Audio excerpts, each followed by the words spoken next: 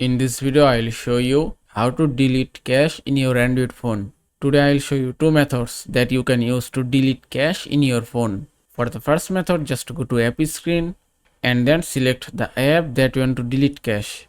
If I select message, just touch and hold it and then tap on this info icon.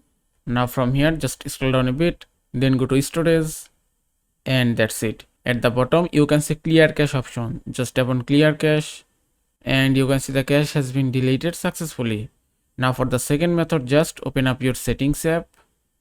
After that, scroll down, then go to apps option and then find the app that you want to delete cache.